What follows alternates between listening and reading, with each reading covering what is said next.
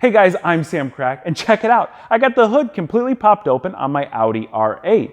Now I'm going to tell you how I did it in a second, but if you're new to the build or wondering why there's a guy standing here so excited about a hood that's popped open on a car, check out my last video where I took delivery of this 2010 Audi R8 that was completely totaled out by an insurance company. This car has a salvage title, but if you looked at it, you'd think it was a mint example. Today, we're gonna dive deep underneath the front end of the car. We're gonna disassemble a few things. We're gonna try and figure out why this car was totaled or whether or not we just stole a supercar from the salvage auctions. Let me take you underneath there and show you what it looks like right now. If you remember from the last video, I told you that really the appropriate way to pop the hood in an R8 is with the key using this button, but since the battery is dead, that doesn't quite work. However, there is an emergency release latch in the passenger side footwell.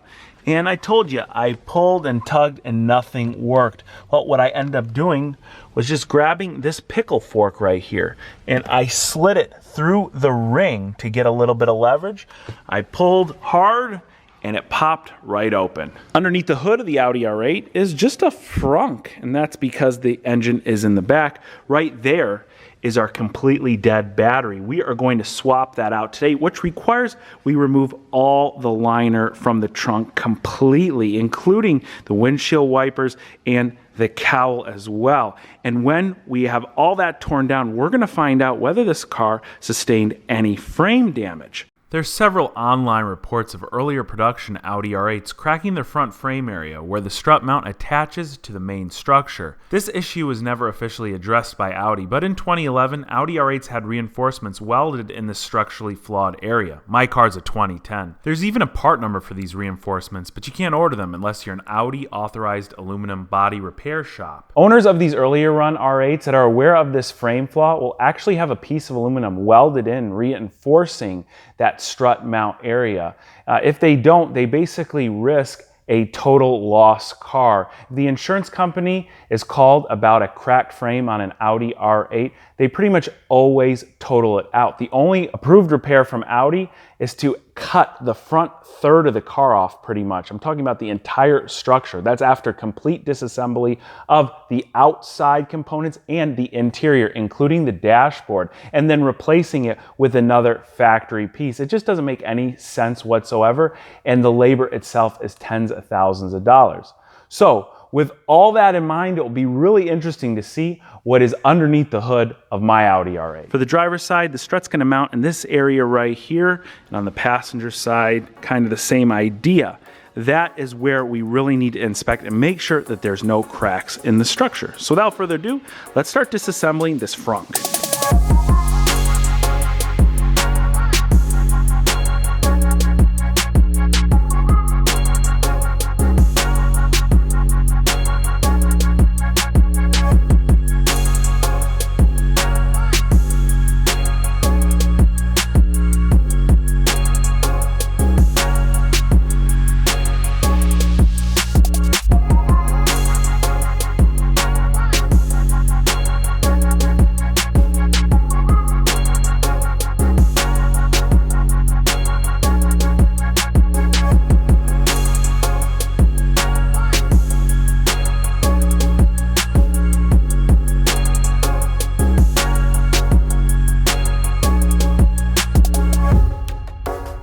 All right, so we got those front end trim pieces off the R8, got that old dead battery out as well. We're about to put the new battery in so we don't have any more of those electrical problems. But before I do, I like to usually take you guys along and show you little tips and tricks when it comes to saving money on these rebuild projects. And when it comes to buying batteries, especially on a car like an R8, they can be pretty costly. But I use a free shopping tool called Honey, and it saves me money every single time when I go to the auto parts store or shop for any of my auto parts or really anything online. I wanted to pick up this battery as soon as possible for my Audi R8, so I went on the local auto parts store website and added it to my cart for in-store pickup. Now, one thing I really like about Honey, it's totally non-invasive. It only pops up at the end. You see the little dancing coin guy here to let you know it's going to apply the internet's best coupons to your order. And here comes the best part. Honey saved me over $55 alone on one battery, totally crushing the price of my local dealership. Honey has saved me hundreds of dollars on my auto parts purchases alone, and even more when it comes to all the general shopping I do, since Honey works with thousands of online shops. There's really no reason for you not to get Honey. Did you know that users in the past that have used my link to get Honey have saved over $33 on average while shopping online? It's totally free and installs in just 2 clicks. So visit joinhoney.com/Samcrac or just click my link in the description box below. Huge thanks to Honey for sponsoring this video and giving me a heck of a deal on a new Audi R8 battery. All right, brand new batteries in place. Really simple install. 2 bolts holding it on with that bracket right there, and then 1 lower bracket with 1 bolt in it. Funny thing about this battery, it did come from Advance Auto. It had Advance Auto branding all over the top. I kind of removed those stickers for a little bit of a cleaner look, but if you look really closely, look at the stamp that is right there. Do you see it? It's got the Volkswagen Audi stamp. It even says VAG, which stands for Volkswagen Audi Group. This is a genuine Volkswagen Audi Group battery for literally half price or less than what the dealership charges. Now that we've got it installed, let's go ahead, let's power it up and make sure everything works properly.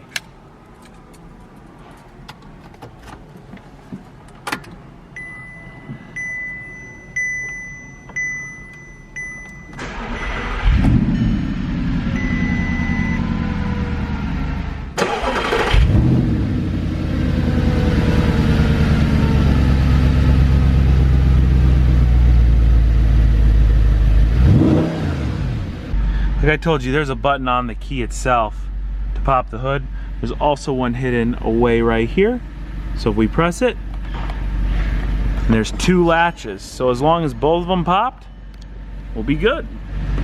And there it is.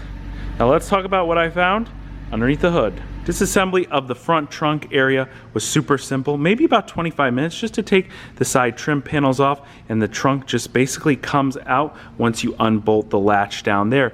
Now, at first glance, we've already spotted a pretty decent issue that would point to why this car was totaled out. One of the front structure beams there is clearly cracked.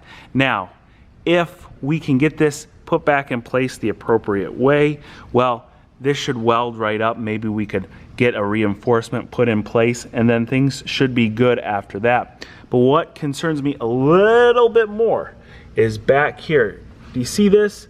Now this looks like a coating that is applied over the frame that is cracked. So I'm not too concerned yet about this coating, but I need to find out what's underneath this. This is your windshield wiper assembly. Basically, there's a motor that spins these things around and it moves your windshield wipers back and forth.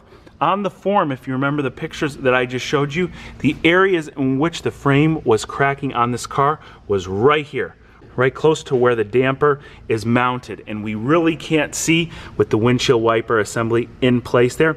So let's unbolt that and see really what we're dealing with here.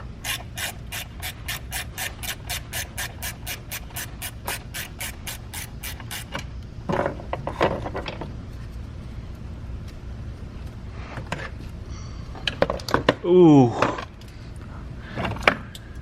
you guys can't see it, but I can. This is bad. And there it is. That is why this car was totaled. Amazing to think that a couple of $40 pieces could have prevented this from happening. Since that was not taken care of beforehand, we're going to have to figure out how we can repair this. Obviously, it's going to need some sort of welding, but it's also going to need some sort of proper lining up. If there's any good news out of this, it's that our main frame rails, well, there's no cracks or anything here, because if there were, we'd be talking about complete disassembly of the front end.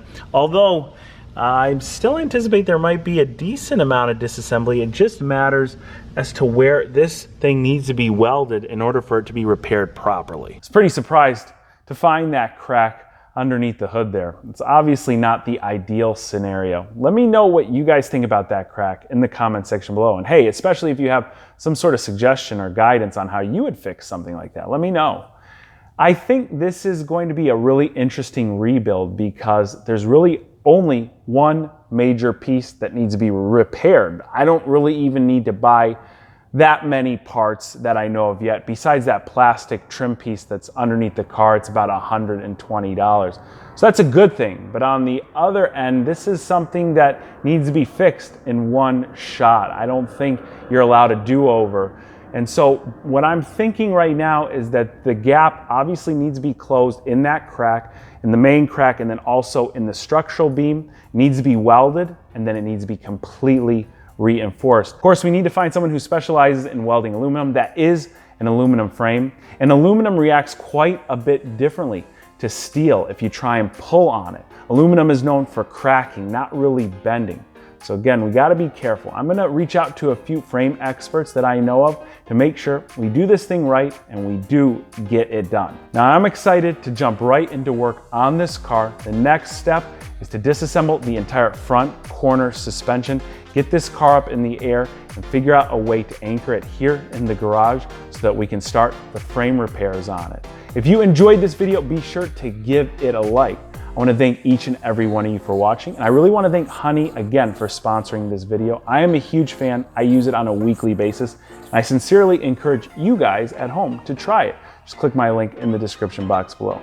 Thank you so much for watching, and I will catch you very soon.